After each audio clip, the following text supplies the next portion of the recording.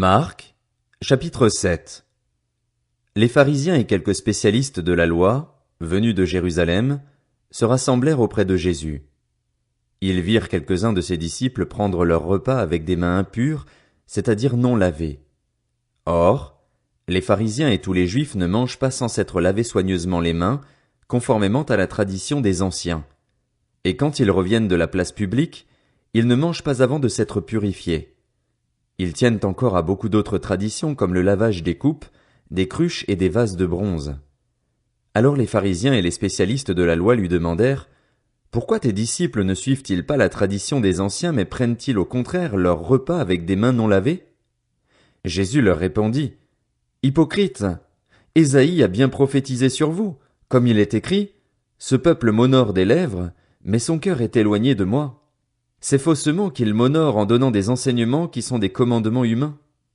Vous abandonnez le commandement de Dieu et vous gardez la tradition des hommes, car vous lavez les pots et les coupes et vous faites beaucoup d'autres choses semblables. Il leur dit encore, vous rejetez très bien le commandement de Dieu pour garder votre tradition. En effet, Moïse a dit, honore ton père et ta mère, et celui qui maudira son père ou sa mère sera puni de mort. Mais d'après vous, si un homme dit à son père ou à sa mère, ce dont j'aurais pu t'assister est corban, c'est-à-dire une offrande à Dieu, alors il peut ne plus rien faire pour son père ou pour sa mère.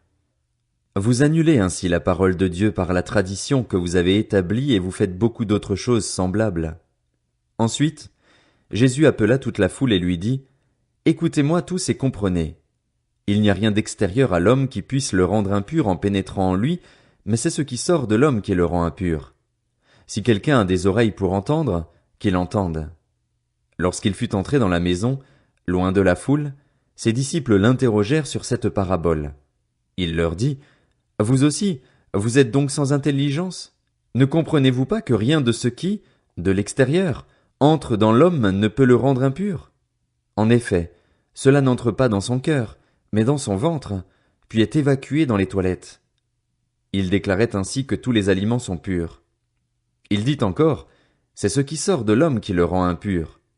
En effet, c'est de l'intérieur, c'est du cœur des hommes que sortent les mauvaises pensées, les adultères, l'immoralité sexuelle, les meurtres, les vols, la soif de posséder, les méchancetés, la fraude, la débauche, le regard envieux, la calomnie, l'orgueil, la folie.